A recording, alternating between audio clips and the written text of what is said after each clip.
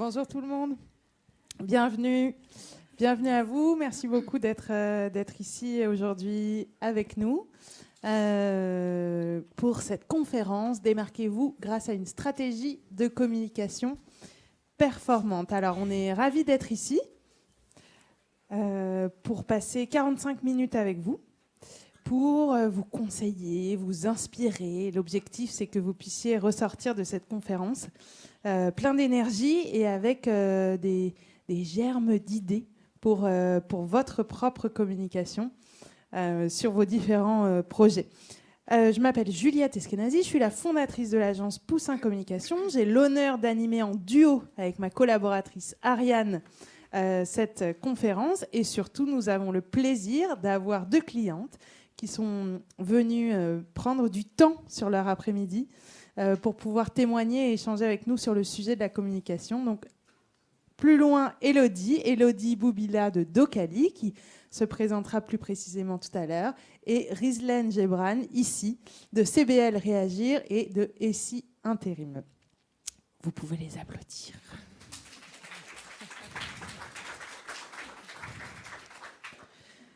Donc, je vous le disais, on va parler de communication. Je vous le montre juste en exclusivité parce que ça vient de sortir aujourd'hui tout juste et vous êtes finalement un peu VIP. On vient de refaire notre logo que vous pouvez apercevoir ici et qui vient de sortir, qui n'est sorti nulle part ailleurs que dans cette salle pour l'instant. On lui a donné un petit refresh. Cette semaine, on sort un nouveau site internet. Donc pareil, info totalement exclusive pour l'instant qui sortira sur les réseaux sociaux dans la semaine. Mais je vous le dis, donc gardez l'œil. Si vous voyez le site Poussin aujourd'hui et que vous y retournez en fin de semaine, ce ne sera pas le même. Et ce sera normal. Il sera plus frais, plus moderne. Voilà, on a travaillé tout ça en coulisses pour pouvoir vous l'annoncer en exclusivité cette semaine. Alors, avant de vous parler de communication, je vais vous raconter un peu qui on est. Et qu'est-ce que c'est que cette agence Poussin Communication ? Alors, à l'origine, moi, j'ai fait de la communication politique et institutionnelle, et notamment pas mal de campagnes électorales. C'était passionnant. Je vous dirai pas pour qui, mais c'est pas grave. C'est des gens bien. Hein, on va rester. Et après, tout est relatif. En tout cas, je voulais faire de la com politique, notamment parce que j'avais envie de changer le monde et d'aider ceux qui changeraient le monde. Et puis, au bout de quelques années, c'était passionnant, mais d'abord, des campagnes électorales, il n'y en a pas tout le temps. Et puis, souvent, on perd. Et donc, on voulait changer le monde et il faut attendre 5 ans de plus. Donc, finalement, je me suis tournée vers les entrepreneurs qui, eux, changeaient le monde de manière un peu plus simple, même si ce n'est pas facile tous les jours, mais chacun à leur échelle, dans leur quartier, leur ville, leur pays, leur département, cherchait à changer un peu le monde. Et donc, c'est des acteurs que j'avais envie d'accompagner. Et j'en avais pas mal autour de moi qui avaient des super idées, vraiment une dynamique incroyable, mais aucune notion de communication, ni pour choisir les bons mots, ni pour agir avec les bonnes actions, et pas les moyens de se payer une agence, une grosse agence, on va dire. Donc, d'où l'idée de Poussin Communication, aider à faire éclore les projets, à sortir de sa coquille, et c'est l'origine du Poussin il y a maintenant 9 ans. On a fêté nos 9 ans. Et puis, finalement, au fur et à mesure des années, alors j'ai créé la boîte seule, et puis après, Margot, qu'on voit ici à gauche, qui est mon associée, et aussi ma meilleure amie, j'ai la chance de m'être associée avec ma meilleure amie, m'a rejoint dans l'aventure, pas dans la voiture. Et puis, au fil des années... Donc, elle n'est pas sur cette photo, Margot, puisqu'elle est en congé maternité. Donc, je pense fort à elle et à son tout petit bébé. Puisque, oui, on a le droit d'entreprendre et de faire des enfants. Ce n'est pas incompatible. Et voilà notre équipe ici. Donc, l'agence a bien grandi. Nos clients ont grandi. Donc, nous aussi avec. Et aujourd'hui, on a une partie de nos clients qui sont des créateurs d'entreprises toujours, ou des entreprises lancées depuis peu de temps. Et on a aussi des clients plus gros, plus installés depuis 5, 10, 15, 20 ans ou plus, et qui ont besoin de se repositionner ou de donner une nouvelle impulsion, donc comme un renouveau finalement. Donc ça a pris sens avec les années. Donc on accompagne tout type d'entreprise sur l'ensemble de la communication. Et puis, pour le SME, petite dédicace aux organisateurs, puisque il y a 9 ans, j'étais là, mais dans les rues dans les rues, dans les allées du salon, justement, moi aussi en quête d'inspiration et de conseils. Et après, on a eu un stand, puis un plus gros, puis une conférence. Et cette année, on a le plaisir, 9 ans après, de revenir et d'animer une conférence. Alors, qu'est-ce qu'on propose chez Poussin ? Et Ariane va vous en parler plus en détail. Nous, notre objectif, c'est de proposer à nos clients une communication créative, authentique et performante. Ce qu'il faut savoir et que vous ayez bien en tête, c'est que la communication, ce n'est pas du commercial. La communication, ce n'est pas de la publicité. La communication, c'est fait pour se faire connaître. Donc, dans tout ce qu'on travaille sur la communication, le but n'est pas tout de suite de vendre, mais plutôt de faire adhérer et globalement de véhiculer un message qui permet de faire adhérer et de se faire connaître pour que le jour où on a besoin de vos services ou de vos produits, on sait que vous existez. Ayez bien ça en tête et vous allez le voir tout au long des conseils qu'on va vous donner. Ça prendra tout son sens. En tout cas, ayez ça en tête, la communication, ce n'est pas du commercial. Et donc, c'est ce qu'on propose, nous, à nos clients, c'est de les accompagner sur tout ce volet-là.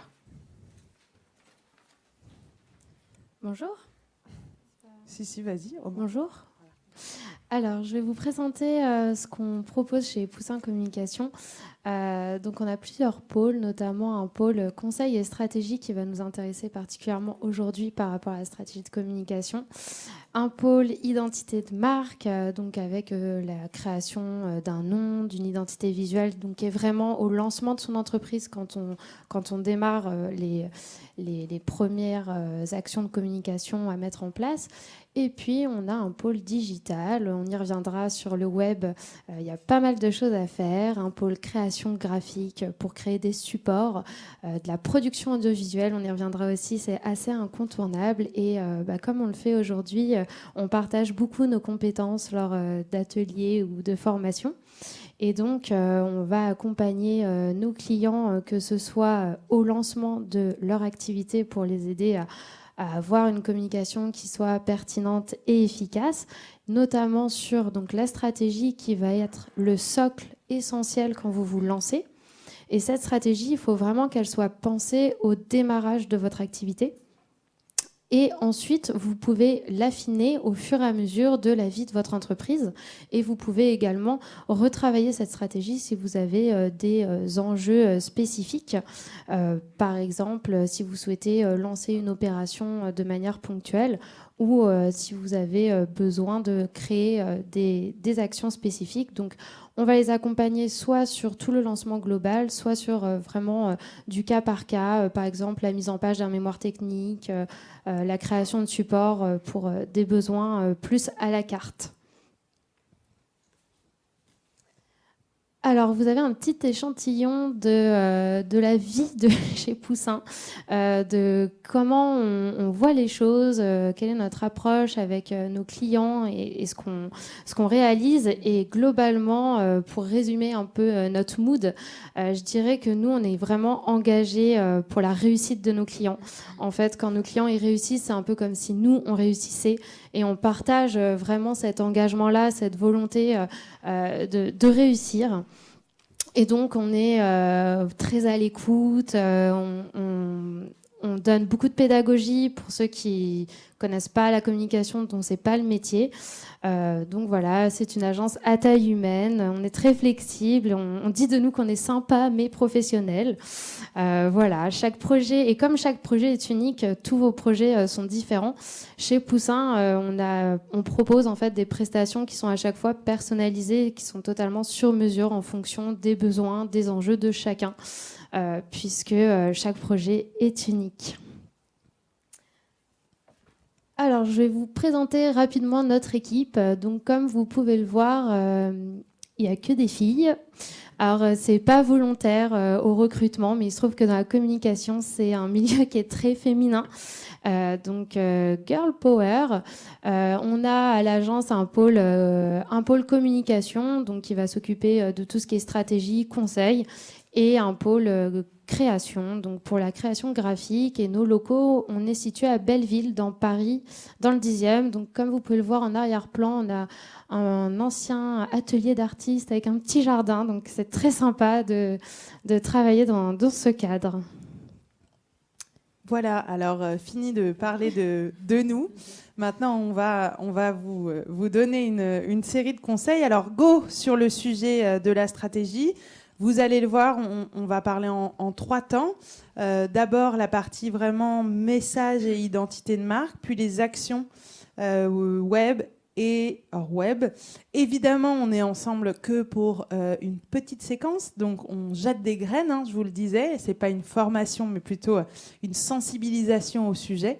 Vous pourrez retrouver sur notre blog notamment d'autres conseils et évidemment sur Internet d'autres infos, mais l'idée c'est vraiment pouvoir vous inspirer aujourd'hui et vous montrer l'importance de la communication malgré le peu de temps que vous pouvez y dédier, parce qu'on le sait bien, vous avez plein de choses à faire, mais ça doit être pris en compte. Et tous les conseils qu'on va vous donner sont valables, soit si vous comptez vous lancer ou si vous êtes déjà lancé. Donc juste avant de commencer, est-ce qu'on peut faire un petit sondage juste à main levée qui est porteur de projet, donc n'a pas encore créé son entreprise? Ok. Et qui est entrepreneur déjà lancé? Ok. Bon, il y a un bon équilibre, un beau ratio. Et ben, c'est super parce que ça fonctionnera pour les deux publics. Donc, vous n'avez pas perdu votre temps en venant ici, quel que soit votre profil. Donc, on va vous parler de la stratégie. Alors, avant de vous parler de la stratégie, il faudrait déjà définir qu'est-ce que c'est et à quoi ça sert. Du coup, la stratégie de communication, c'est vraiment ce qui va vous permettre de vous cadrer dans votre communication et de vous éviter de faire des actions un peu sous le coup de l'impulsion. Quand on est dans le jus du quotidien, on est tenté de faire un flyer, finalement faire une publication sur les réseaux sociaux et puis on se rend compte que c'est un peu décousu, que finalement on n'a pas le bon message, qu'on avait changé son identité visuelle. Donc là, l'avantage de la stratégie de communication, c'est d'anticiper tout ça en amont et éviter donc de faire ces actions sous le coup de l'impulsion pour se cadrer et anticiper au maximum ce que vous allez devoir mettre en place pour communiquer de manière pertinente. La stratégie de communication, ça vous permet de développer ce qu'on appelle un fil rouge, le fil conducteur, qui va vous servir à harmoniser vraiment toutes vos actions de communication, quel que soit le canal utilisé. Donc, pour imaginez, ça vous donne une direction, un cap, des rails qui vous guident sur la durée pour pouvoir vous projeter. Et concrètement, la stratégie de communication, c'est un document qui a plusieurs parties. Dans la première partie, vous allez pouvoir mettre le message, votre identité de marque, donc ce qu'on va voir tout de suite après. Et dans la seconde partie, votre plan d'action. Donc votre plan d'action qui sont à mettre en place sur le web ou leur web. Et puis, on va toujours conclure sa stratégie de communication par un calendrier pour pouvoir justement avoir cette vision globale sur l'année et les mois à venir et répartir ces actions à mettre en place pour pouvoir anticiper votre budget. Et comme je vous le disais tout à l'heure, la stratégie, vous pouvez tout à fait l'affiner au fur et à mesure de la vie d'une entreprise. Nous, c'est ce qu'on a fait chez Poussin. Ça s'ajuste en fonction de son développement, en fonction de ses enjeux, des moments forts, si vous avez une saisonnalité. Donc elle peut être repensée, mais en tout cas, elle doit exister dès le lancement pour vraiment bien vous cadrer sur votre communication. Dans la communication, pour imaginer le sujet et les actions, le message, c'est l'essentiel avant tout, c'est de connaître ses cibles pour mieux les atteindre. C'est important de savoir à qui on s'adresse. Souvent, on me dit « Ah, mais moi, j'ai une activité qui peut intéresser tout le monde ». Ok, mais en réalité, si on essaie de cibler tout le monde, on n'attrape personne. Donc, il faut aller chercher ce qu'on appelle le cœur de cible, c'est-à-dire faire une espèce de fiche d'identité de le profil type. Il a entre quel âge et quel âge, plutôt homme ou femme, quelle catégorie socio-professionnelle, donc niveau de revenu et catégorie sociale, où est-ce qu'il habite, il ou elle, et en fait d'avoir une fiche d'identité de son cœur de cible pour pouvoir adapter le message, parce que plus vous allez parler à quelqu'un qui se sent concerné, plus vous allez réussir à le convaincre. Qu'il s'agit d'ailleurs de professionnels ou de particuliers, que vous fassiez du B2B ou du B2C. Et donc, c'est important d'adapter son message. Ça ne vous empêchera pas d'avoir d'autres clients qui ne sont pas dans ce cœur de cible. Mais à un moment, quand on n'est pas encore hyper connu, on a besoin d'aller chercher une cible spécifique. Je vais vous donner un petit exemple rapide, un peu décalé, mais qui vous permettra, j'espère, de bien vous rendre compte de l'importance de la cible. C'est si je veux aller chez le coiffeur.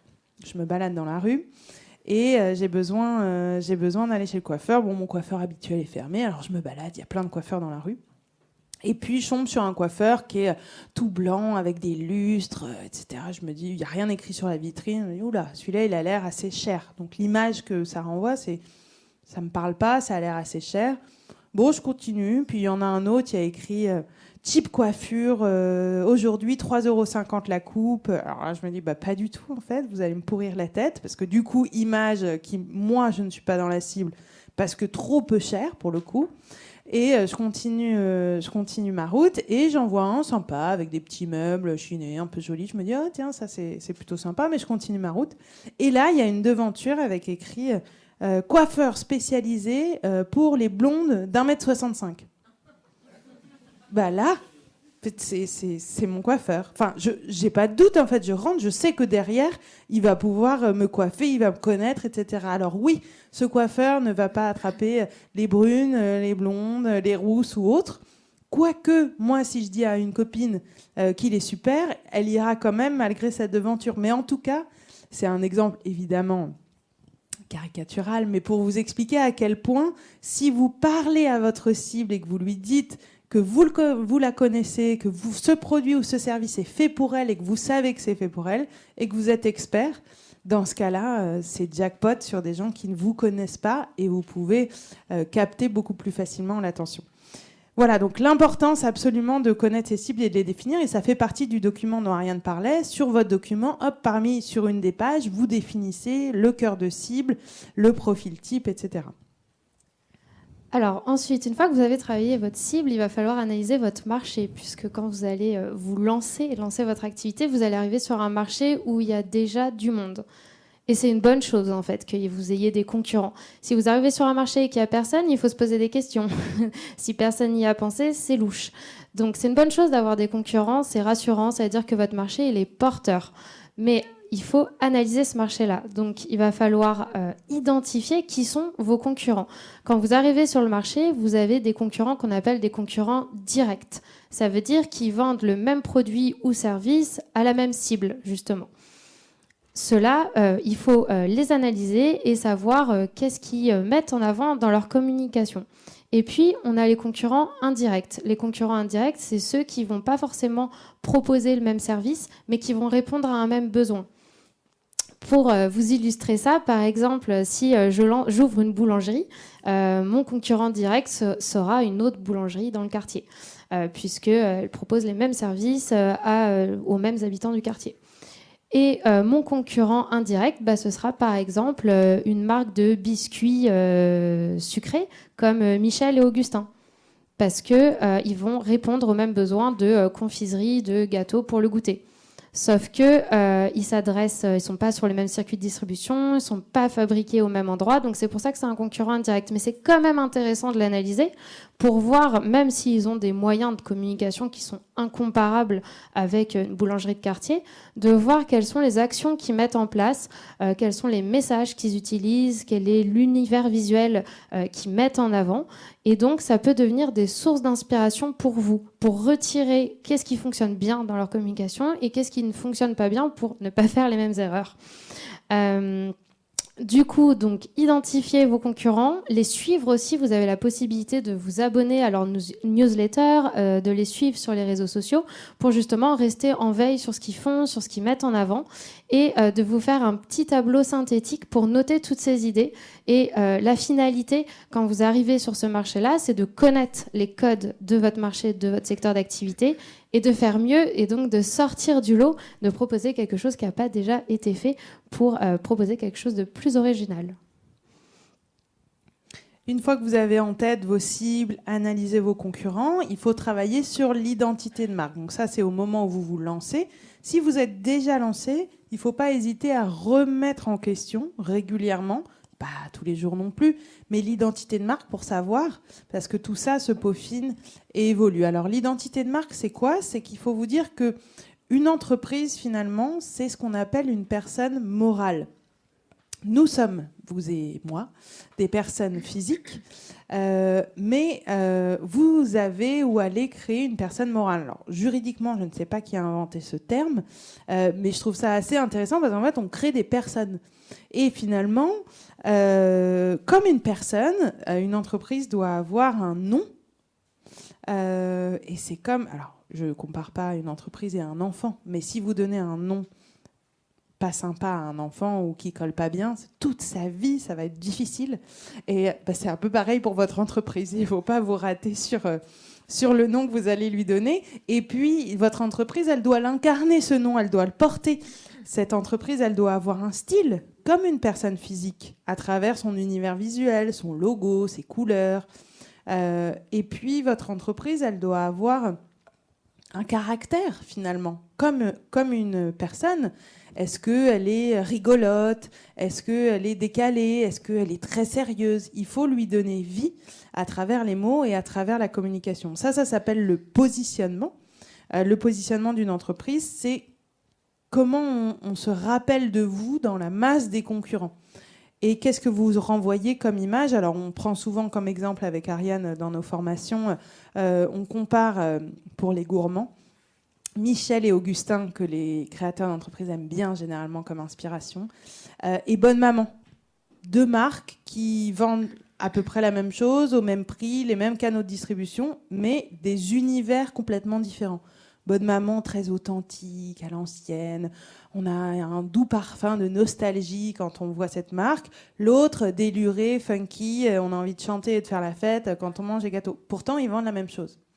C'est ça le positionnement de marque. C'est comment, par les mots, l'ambiance, les couleurs, vous allez inviter finalement à une aventure vos clients. Et encore une fois, c'est valable autant si vous faites du B2B ou du B2C. Donc, peu importe si vous ciblez des particuliers ou des professionnels, vous pouvez créer cette tonalité de marque et ce positionnement. Donc ça, c'est l'identité de marque. Vous avez aussi besoin de travailler sur un message qui soit clair et attractif. Aujourd'hui, que ce soit sur le digital ou dans la vie physique, les infos fusent et c'est très difficile de capter les gens. Et capter les gens, alors j'ai mis cette image All you need is love and Moritos parce que je ne sais pas qui pourrait contredire ce message-là. Mais voilà, c'est par des petites choses simples, rigolotes et qu'on mémorise déjà. Si vous arrivez à faire sourire, ça ne veut pas dire faire rire, hein, on ne vous demande pas de vous transformer en humoriste non plus, mais en tout cas faire sourire, être dans l'authenticité, dans le vrai en tout cas, c'est déjà pas mal. Et puis quand vous construisez vos messages, c'est important déjà de vous faire comprendre parce que vous avez peut-être un métier un peu spécifique qui nécessite un vocabulaire un peu spécifique. Il faut que quand vous présentez votre entreprise, un enfant de 6 ans puisse comprendre ce que vous faites. Déjà, c'est la base de la présentation pour vous dire est-ce que je ne suis pas dans un jargon un peu complexe ou autre. Il faut susciter l'adhésion, donc parler, non pas réciter un mode d'emploi de ce que vous proposez, mais plutôt raconter un peu une histoire, une aventure, inviter à l'aventure, interpeller, fédérer et éviter un langage trop technique, je vous le disais, et ne pas trop en dire. Quand vous présentez votre activité, vous en dites suffisamment pour qu'on ait envie d'aller sur le site internet, de vous poser des questions, d'en savoir plus. Ne déballez pas trop, laissez les gens venir à vous. Et puis, un exercice assez difficile dans le message, c'est le slogan. Trouver une signature pour votre marque, pour votre entreprise, c'est pas évident. Ça peut évoluer avec le temps. Là où un nom d'entreprise, c'est bien de le garder quand même pas mal de temps. Un slogan peut évoluer et il y a différentes approches pour le slogan. Il faut qu'il reflète ce fameux positionnement. Donc, on vous a mis des exemples. Par exemple, Yves Rocher, créateur de la cosmétique végétale. Donc là, on est sur un slogan en quelques mots qui définit l'activité. Donc simple, bon, en plus créateur de la cosmétique végétale, rien que ça. Mais en tout cas, tout de suite, on sait que c'est dans le domaine de la cosmétique, c'est dans le végétal. Créateur, ça rappelle tout cet univers. Et donc, vous pouvez choisir pour un slogan qui est dans la définition pure de votre activité. Vous pouvez aussi choisir un slogan comme Amora, par exemple, par amour du goût, qui est plus fédérateur, communautaire, par amour du goût. Si j'achète des produits Amora, c'est que on sait entre nous, on est des gourmands, on aime bien ça, donc ce sont des produits goûtus. Et on peut aussi avoir des slogans un peu plus abstraits, comme Apple, qui plutôt va appeler à l'aventure, interpeller, donc un peu plus mystérieux, mais qui interpelle quand même et est très communautaire. En gros, chez Apple, nous, on est des gens et on pense différemment. Rejoignez-nous si vous aussi, vous pensez différemment. Là, on est sur un autre type de slogan. En tout cas, l'exercice du slogan est assez intéressant et vous obligera à réfléchir en quelques mots à ce que vous proposez ou à qui vous êtes ou à quelle aventure vous invitez à rejoindre. Voilà, donc on a pas mal parlé sur le volet message. On verra après le slogan action. Et donc j'aimerais m'arrêter un petit peu avec notre invitée Élodie sur tout ce dont on vient de parler. Alors avec Élodie, ça fait 5 ans maintenant qu'on travaille ensemble. On a travaillé du coup au tout début sur le changement de nom d'un réseau de centres dentaires qui s'appelle aujourd'hui du coup et depuis quelques années maintenant Docali, un réseau dans toute la France de plusieurs centres dentaires. Et depuis, en fait, on s'est tellement aimé avec les équipes qu'on ne s'est plus lâché. Et donc, on travaille sur l'ensemble de la communication des centres depuis 5 ans, que ce soit la com patient, le recrutant, la com interne ou la com externe. Et avec Élodie, on échange beaucoup parce qu'elle a un sujet essentiel dans sa mission. Est-ce que tu peux nous en dire plus sur ce que tu fais chez Docali ? Oui, avec plaisir. Vous m'entendez bien, du coup ? Okay. Un peu plus près, tu peux. Un peu plus près, ok. Bonjour à tous. Donc moi, pour me présenter, donc Élodie Boubila. Donc ça fait 5 ans maintenant que je travaille au sein du réseau de centres dentaires Docali. J'occupe le poste de talent manager. Pour résumer et faire simple, mon rôle aujourd'hui consiste en fait à recruter des praticiens et notamment donc des dentistes pour soigner les patients de demain. Donc ton job, c'est d'aller convaincre une cible qui est quand même bien spécifique. Est-ce qu'on a des dentistes dans la salle ? Main levée ? Non. Non, dommage. En reconversion peut-être. On peut en parler après, on est disponible. Alors, est-ce que parmi ces dentistes, parce que ça doit être des profils quand même assez variés, est-ce que vous avez, ce que je disais tout à l'heure, un cœur de cible ? Est-ce que vous les mettez dans des catégories ? Raconte-nous un peu. Ouais.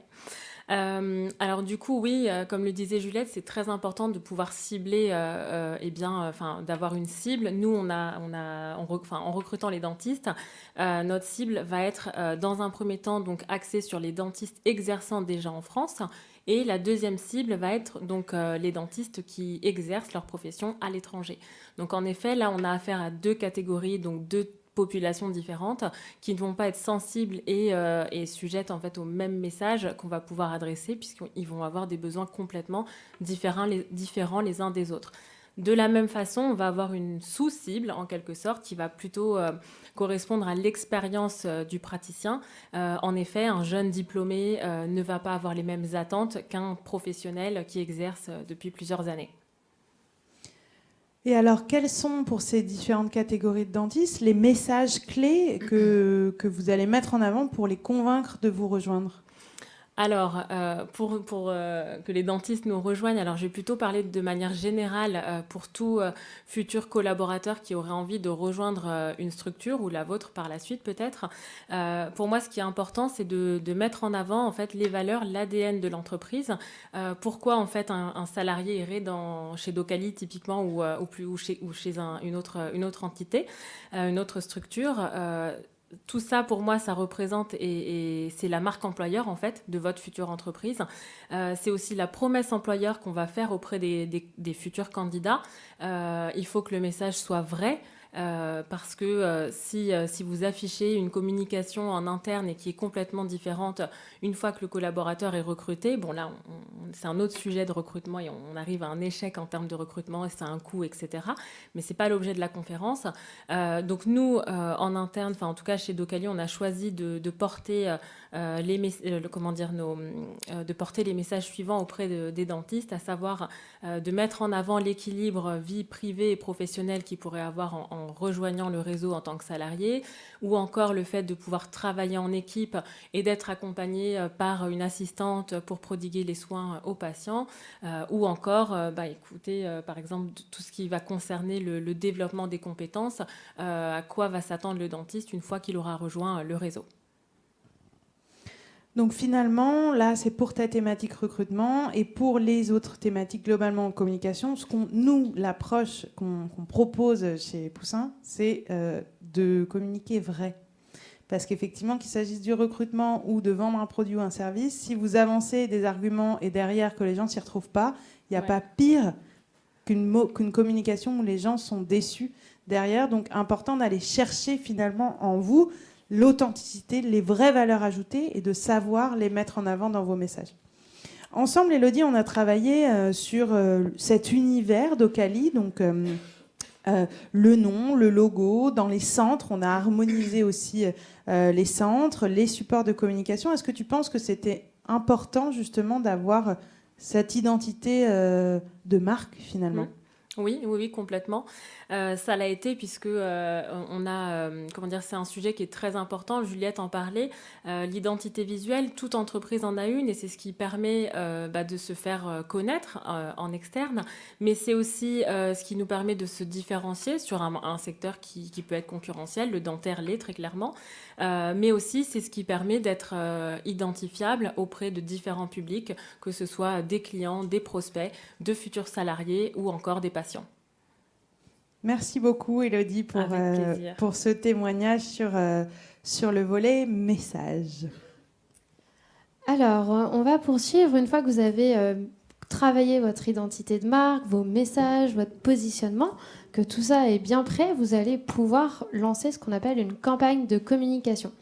La campagne de communication, ça va vous permettre d'avoir un temps fort justement dans votre année, sur votre calendrier, pour prendre la parole, maîtriser votre discours et votre image. Donc là, vous avez 2 exemples de campagnes de communication. Donc vous avez Lidl qui communique sur la marque employeur avec une accroche qui se répète sur les 2 visuels qui est bien plus qu'un job. Donc ça, c'est le concept fort de la campagne, c'est de montrer que finalement, chez Lidl, c'est beaucoup plus que d'être uniquement salarié dans l'entreprise. Et on voit une déclinaison de visuel avec des profils qui sont différents.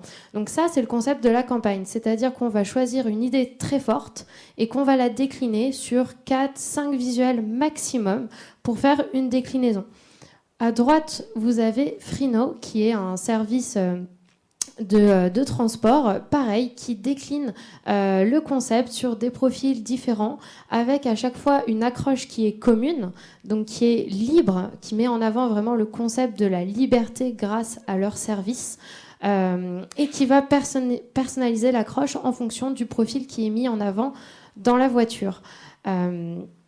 Du coup, ça vous permet vraiment, la campagne, de surfer soit sur une actualité, une actualité chaude sur laquelle vous souhaitez prendre la parole, ou sinon, ça vous permet de mettre en avant vos nouveautés, vos propres actualités. Et du coup, en termes de diffusion, vous pouvez tout à fait diffuser cette campagne sur le digital, sur vos canaux, donc le site internet, les réseaux sociaux. Et après, bien sûr, en fonction de votre budget, vous pouvez aussi diffuser ces campagnes-là sur de l'affichage. Alors maintenant qu'on a parlé des campagnes, je vais vous parler du digital, parce qu'il y a beaucoup de choses à dire sur le digital. C'est un écosystème où il se passe beaucoup de choses. C'est vraiment une fenêtre ouverte sur le monde. Donc, c'est hyper important d'être présent sur le web. Globalement, si on vous tape sur Google et qu'on ne vous trouve pas, c'est suspect. Donc, il faut être présent sur Google. Et ça passe par la création d'un site internet. Sur ce site internet, vous allez pouvoir mettre en plus plein de messages de communication, renseigner au maximum, donner des détails sur votre activité. Et ce site internet, vous allez pouvoir y rattacher une fiche Google Business qui vous permet d'être référencé sur le moteur de recherche Google. Et c'est hyper important d'exister sur Google. Les gens ont de plus en plus le réflexe d'aller regarder si vous avez des notes, si vous avez des avis, parce que là aussi, ça permet de rassurer, de donner confiance, d'être plus dans la proximité avec votre audience et votre communauté. Donc, première étape, se créer un site internet. Ensuite, bien sûr, l'incontournable, les réseaux sociaux. On ne peut pas faire abstraction de cet outil. Donc, sur les réseaux sociaux, moi, ce que je vous recommande dans un premier temps, c'est vraiment de cibler les réseaux sociaux qui sont stratégiques pour vous. C'est pas la peine de vous lancer sur tous les réseaux sociaux, d'ouvrir des comptes et finalement de ne pas les alimenter parce que ça vous prend trop de temps. Donc choisissez, il vaut mieux en faire peu mais bien. Et surtout, s'il y a une règle à respecter sur les réseaux sociaux, c'est la régularité. C'est hyper important au niveau des algorithmes que vous ayez une régularité dans votre rythme de publication. Donc si vous pouvez faire 1 ou 2 publications par semaine, c'est très bien, mais dans ce cas-là, c'est toujours 1 ou 2 par semaine. C'est pour ça que je vous disais qu'il vaut mieux commencer avec un seul réseau social et augmenter progressivement le nombre de vos comptes. Et sur ces réseaux sociaux-là, il va falloir créer ce qu'on appelle une ligne éditoriale. La ligne éditoriale, c'est ce qui vous permet d'alterner les thématiques de vos sujets. Donc, c'est plusieurs thématiques, c'est des rubriques de sujets à traiter qui vont vous permettre de diversifier le contenu. Et ça a un vrai intérêt pour votre communauté parce que c'est ce qui va leur donner envie de s'abonner et de vous suivre et de générer du coup cette communauté qui vous sera fidèle.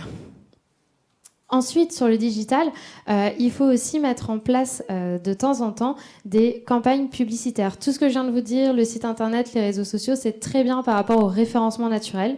Mais de temps en temps, c'est bien de faire des campagnes payantes pour vous propulser, être plus visible et augmenter votre notoriété. Donc sur le digital, vous avez la possibilité de faire des campagnes Google Ads. Donc, c'est pour vous faire remonter sur des mots-clés dans le moteur de recherche pour que votre site internet arrive en top 1 des recherches. Et vous avez aussi la possibilité de faire des campagnes réseaux sociaux. Donc là, c'est pour mettre en avant vos publications, mettre en avant vos pages auprès d'audiences et de communautés que vous n'aurez pas forcément croisées autrement que sur le digital.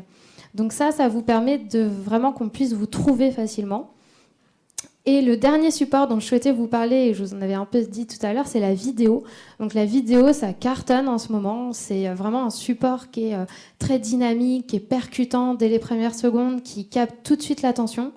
Avec une vidéo, on peut faire passer beaucoup plus de messages qu'une image statique. Donc profitez-en de faire des vidéos. C'est beaucoup plus visionné, ça génère plus d'engagement. C'est plus humain, plus dynamique. Donc vraiment, il n'y a que des bonnes raisons de faire des vidéos et vous avez plein de formats possibles. Vous pouvez faire des vidéos, par exemple, on parlait des avis tout à l'heure, donc vous pouvez par exemple faire des vidéos interview de vos clients sous forme de témoignages pour qu'ils témoignent de l'expérience qu'ils ont eue avec vous, votre accompagnement.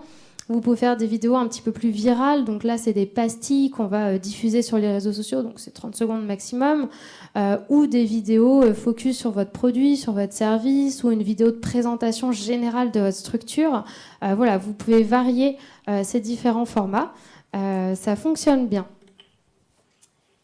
Et du coup, pour préciser les choses sur le digital, on va échanger avec Rizlen Gebran, donc directrice générale de CVL Réagir et cofondatrice de ESI Intérim. Rizlen, est-ce que tu peux te présenter et nous expliquer qu'est-ce que c'est CVL Réagir ? Bonjour à tous, vous m'entendez ou oui ? Alors, CVL Réagir, qu'est-ce que c'est ?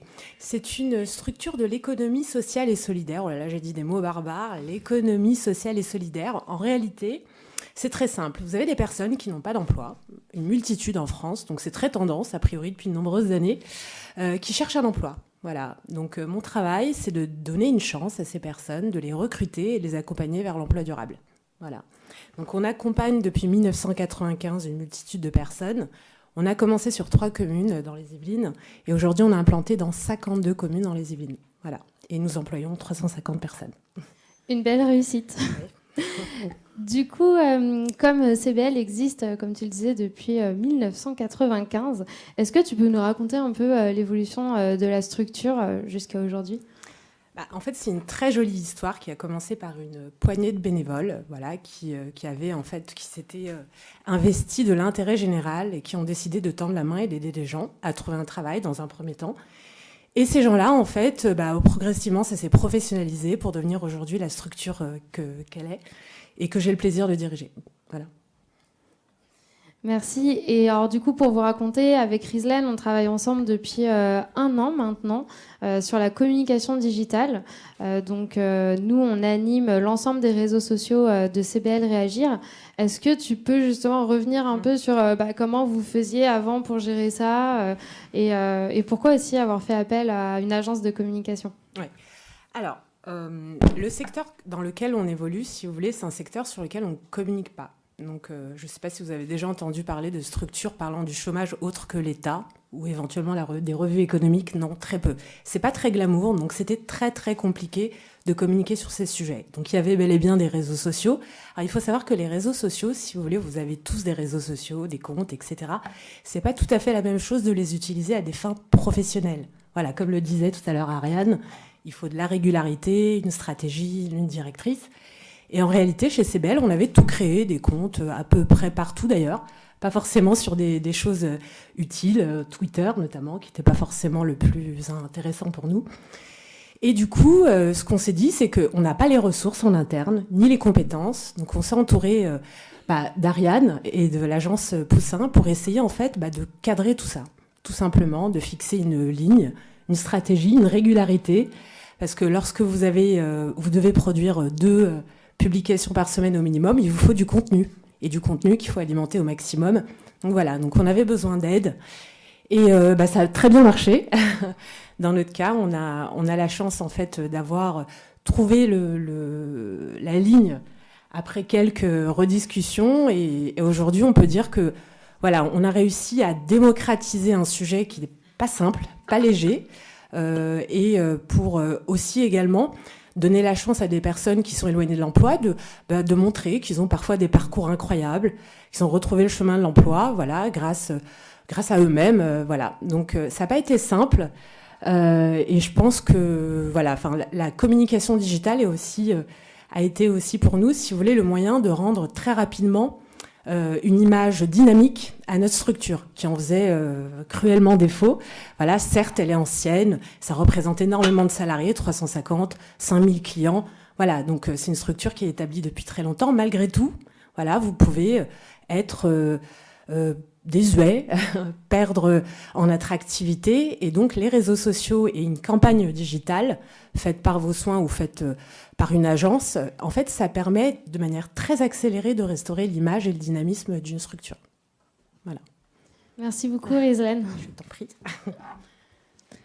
Merci beaucoup pour ce témoignage qui confirme l'importance du digital dans votre plan d'action, dans votre stratégie de communication. Et avant de terminer, je voudrais m'arrêter quand même aussi sur le non digital, puisque vous êtes là aujourd'hui en physique, donc il y a encore un monde en dehors des écrans. Et en tout cas, aujourd'hui, il ne faut pas négliger aussi tout ce qui est support hors web. Et là où c'est important, c'est que ce qui est important, c'est d'avoir des supports originaux.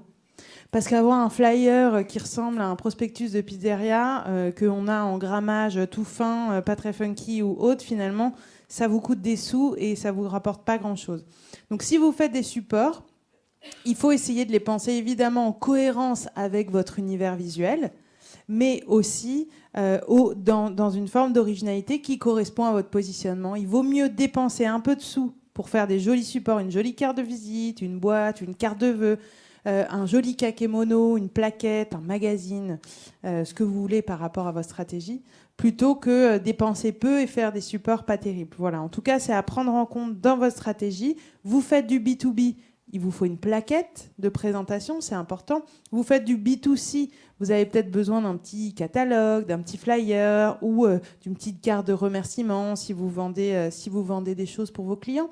Voilà, il y a plein de choses à imaginer, mais dans votre stratégie, encore une fois, vaut mieux penser moins mais mieux que de manière très exhaustive, je veux faire plein de trucs dans tous les sens et donc je perds en qualité sur mes actions et sur mes supports. Enfin, c'est important, et Ariane le disait tout à l'heure, mais je le répète, d'avoir dans votre plan de com, dans votre stratégie, une cohérence et une régularité. Donc il vaut mieux, encore une fois, être moins ambitieux sur l'année à venir, mais avoir des choses stratégiques, des actions, une belle vidéo à un moment, un beau support à un autre, arriver sur un nouveau réseau social, et que tout s'imbrique de manière cohérente, logique, et que ce soit fait avec force et régularité, plutôt que, encore une fois, de manière spontanée, par impulsion, de faire des actions à droite à gauche. Et c'est vraiment l'intérêt de la stratégie de communication. C'est penser en amont une série d'actions qui vont correspondre à vos objectifs, votre budget, etc.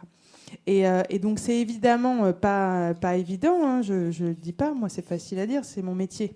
Mais en tout cas, ce qu'il faut vous dire, c'est que soit vous pouvez le faire par vous-même, en vous posant les bonnes questions, en posant ce plan d'action, ou vous faire accompagner par des professionnels. Et ce qu'il faut se dire, ce qui se dit généralement, c'est que les dépenses en termes de communication, si on fait, sont entre, en gros, si vous faites du B2B, il faut dépenser, mais c'est un peu moins, ça peut être entre 5 et 20% de ce que vous souhaitez atteindre comme chiffre d'affaires. Si vous faites du B2C, vous devez aller chercher des consommateurs, c'est plutôt entre 5 et 50%, entre 10 et 50% du chiffre d'affaires à atteindre. En fait, si vous souhaitez atteindre un chiffre d'affaires, si vous souhaitez vous faire connaître, vous ne pouvez pas dépenser zéro. Mais en même temps, évidemment, il faut faire attention à bien équilibrer tout ça. Et donc, c'est dans votre business plan que ce chiffre doit être relatif en fait, à votre objectif. Voilà, c'est important. Alors nous, du coup, on a posé, pour ceux qui souhaiteraient se faire accompagner, on s'est dit que ce serait sympa de faire une offre spéciale SME. Donc, compteur, vous avez 10 jours pour nous appeler et bénéficier d'une offre, de la stratégie globale en fait qu'on propose avec le positionnement. On conçoit 3 slogans au choix, une campagne avec ses 4 visuels, la ligne éditoriale pour vos réseaux sociaux et ce fameux plan d'action pour l'ensemble de la com. Une prestation qu'on vend pour des entreprises qui ont moins de 5 ans, qu'on vend 3 500 € hors taxe. On l'a fait pendant 10 jours à 2 900 € hors taxe. Et vous repartez vraiment avec un kit de com complet personnalisé. Et c'est pas un kit qu'on a fait pour d'autres et qu'on vous donne. Non, c'est vraiment une stratégie de communication dédiée à votre entreprise suite à un entretien, un long entretien avec vous, etc. Donc on fait, voilà, en tout cas, sachez, n'hésitez pas à nous appeler jusqu'au 30 septembre. On propose cette offre spéciale SME, justement, pour faire écho à ce salon et à notre présence au salon. Voilà, merci beaucoup. Je crois qu'on est un peu en retard. 1 minute. Merci beaucoup en tout cas pour votre attention. Surveillez bien sur le web, notre site internet va changer d'ici la fin de semaine et n'hésitez pas à nous dire ce que vous en pensez en nous envoyant des petits messages. Suivez-nous sur les réseaux sociaux, il y a souvent des conseils pour votre communication et puis connectons-nous mutuellement sur LinkedIn. N'hésitez pas à vous connecter à nos invités si les sujets vous intéressent, à Ariane et moi ou la team Poussin si vous souhaitez échanger sur LinkedIn ou ailleurs. Merci beaucoup pour votre attention. Merci. Malheureusement, on n'a pas le temps pour des questions et réponses. Mais en tout cas, merci beaucoup pour votre attention. Et bon salon et bonne aventure entrepreneuriale. Bon salon, au revoir.